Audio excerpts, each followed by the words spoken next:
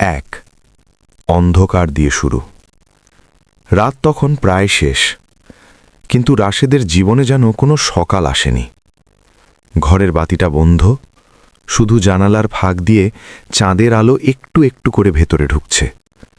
সে আলো এতটাই দুর্বল যে ঘর আলোকিত হয় না, ঠিক যেমন রাশেদের আশা।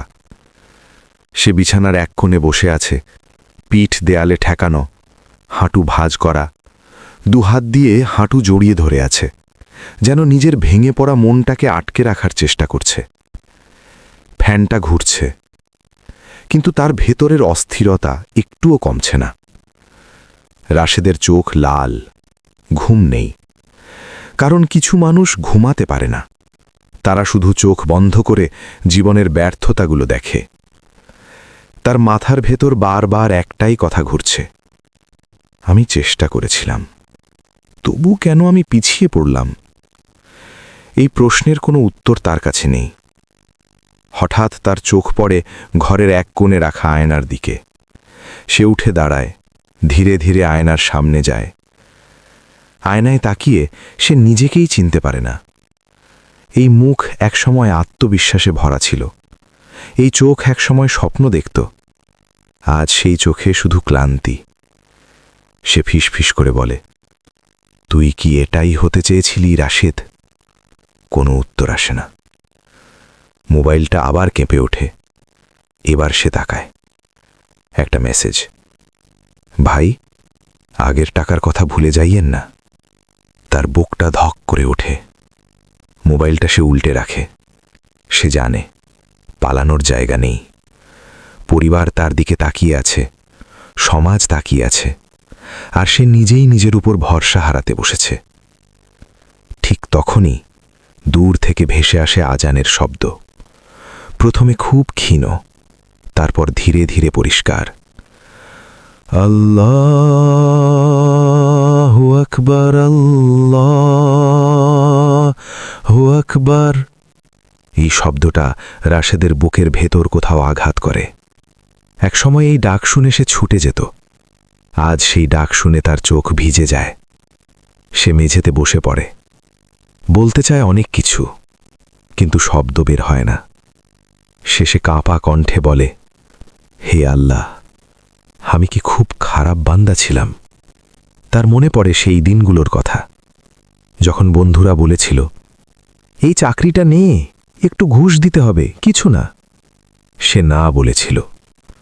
যখন ব্যবসায় সবাই বলেছিল, একটু সুদ নিলে কি হয়? সে না বলেছিল। যখন কেউ বলেছিল, সত্য বলে লাভ নেই, মিথ্যে বললে বাঁচবি, সে তখনও না বলেছিল।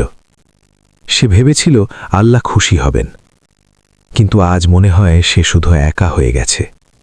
রাশেদের ভেতরে তখন ভয়ঙ্কর একটা প্রশ্ন জন্ম নেয়, আমি যদি হারাম নিতাম, আজ কি আমি এমন হতাম? এই প্রশ্নের সাথে সাথে তার বুকের ভেতর অন্য একটা কণ্ঠ চিৎকার করে ওঠে, না, হারাম কখনো শান্তি দেয় না। দুই কণ্ঠের যুদ্ধ, ঈমান বনাম হতাশা। সে মাথায় হাত দেয়, বলল, হে আল্লাহ, আমি তো শুধু সোজা পথে চলতে চেয়েছিলাম, তবু কেন এত কষ্ট? আজানের শব্দ আরো জোরালো হয়, হাইয়া আলাল ফালাহ। এই শব্দ শুনে রাশেদ তিক্ত হাসে।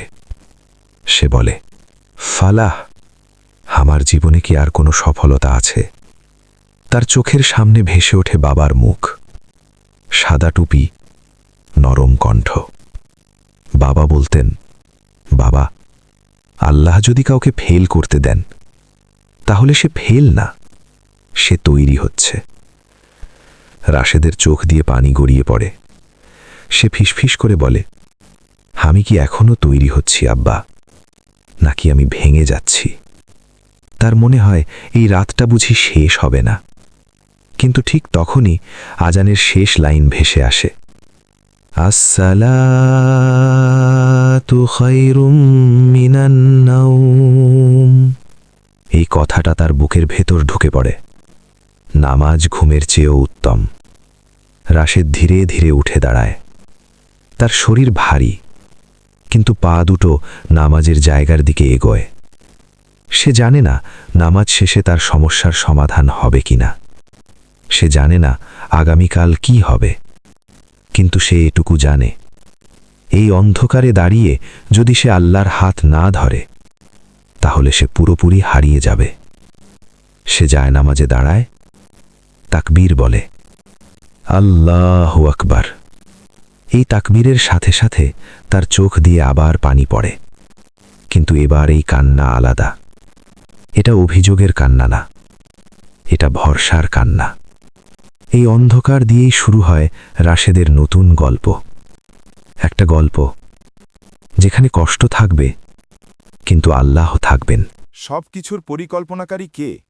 আল্লাহ। রাশেদ তখনও জানত না যে অন্ধকারে সে হাঁটছে, সেই অন্ধকারই আল্লাহ বেছে নিয়েছেন তার ভবিষ্যৎ গড়ে দেওয়ার জন্য। মানুষ ভাবে আলো আসলে সব ঠিক হয়ে যায়, কিন্তু আল্লাহ কখনো কখনো অন্ধকারেই মানুষকে তৈরি করেন। ধীরে ধীরে বদল। রাশেদের দিন এখন একরকম। সকাল শুরু হয় ফজরের নামাজ দিয়ে, তারপর ছোট কাজ, অল্প টাকা, অনেক ক্লান্তি। কিন্তু তার ভেতরে একটা জিনিস বদলেছে। আগে সে প্রতিদিন আল্লাহর কাছে বলতো, আমাকে এটা দাও, ওটা দাও। এখন সে বলে, হে আল্লাহ, যেটা আমার জন্য ভালো সেটাই দাও, ইভেন যদি আমি তা বুঝতে না পারি। এই দোয়াটাই ছিল তার জীবনের মোড় ঘোরানোর দোয়া, অদৃশ্য নজর। যে দোকানে সে কাজ করত সেই দোকানের মালিক ছিলেন একজন বয়স্ক মানুষ, চেহারায় কঠোরতা, কথায় কম, কিন্তু তিনি সব দেখতেন। রাশেদ কখনো কাজে ফাঁকি দেয় না, 1 টাকার হিসেবও মিলিয়ে রাখে। কেউ ভুল করলে ঢেকে দেয় না, কিন্তু অসম্মানও করে না। একদিন দোকানের মালিক দূর থেকে তাকে দেখছিলেন। তিনি দেখলেন রাশেদ একজন গরিব লোককে বাকিতে মাল দিল। লোকটা বলল, ভাই, টাকা একটু দেরি হবে। রাশেদ বলল, সমস্যা নেই চাচা, আপনি আগে খেয়ে নিন। মালিক চুপ করে থাকলেন। আল্লাহর কাজ নীরবে হয়। কিছুদিন পর দোকানের মালিক হঠাৎ অসুস্থ হয়ে পড়লেন। দোকান বন্ধ হওয়ার উপক্রম। সবাই বলল, এই দোকান আর চলবে না। কিন্তু মালিক বললেন, রাশেদ দোকান সামলাবে। রাশেদ ভয় পেল, বলল, আমি পারব না। মালিক শুধু বললেন, পারবা, কারণ তুমি সৎ।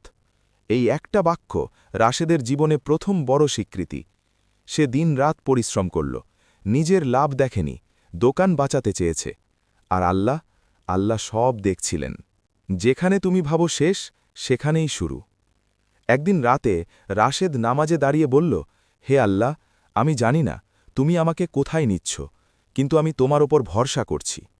ঠিক সেই সময়েই আল্লাহর পরিকল্পনা কাজ শুরু করল। দোকানের ব্যবসা বাড়তে লাগল, পুরনো কাস্টমার ফিরল, নতুন মানুষ আসল। লোকেরা বলল, এই দোকানে বারাকা আছে। রাশেদ জানত এই বারাকা তার না, এই বারাকা আল্লাহর। মানুষের চোখে ছোট, আল্লাহর কাছে বড়। একদিন একজন বড় ব্যবসায়ী দোকানে এলেন।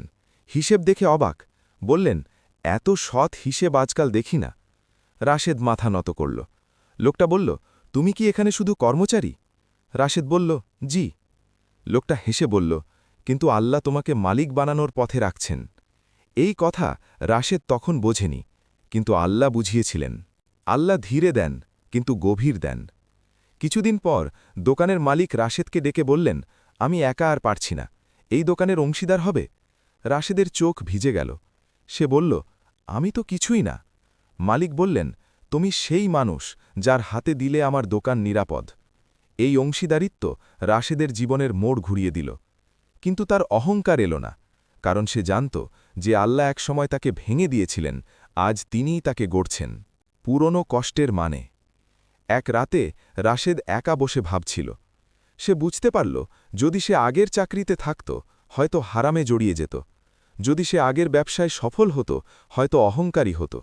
আল্লাহ তাকে ভেঙেছেন, কারণ আল্লাহ তাকে বাঁচাতে চেয়েছেন। এই উপলব্ধি তার চোখে পানি এনে দিল। সে বলল, হে আল্লাহ, আমি বুঝেছি, তুমি আমাকে শাস্তি দাওনি, তুমি আমাকে রক্ষা করেছ। পরিকল্পনা যা মানুষ বোঝে না। মানুষ দেখে শুধু ফল, আল্লাহ দেখেন পথ। মানুষ চায় দ্রুত, আল্লাহ দেন সময় নিয়ে, যাতে বরকত থাকে। রাশেদের জীবন এখনও নিখুঁত না, সমস্যা আছে, চ্যালেঞ্জ আছে, কিন্তু একটা জিনিস নেই, হতাশা। কারণ সে জেনে গেছে, যে আল্লাহ আজ আমাকে এখানে রেখেছেন, তিনিই আমাকে পরের ধাপে নিয়ে যাবেন। শক্তিশালী বার্তা ভিডিওর জন্য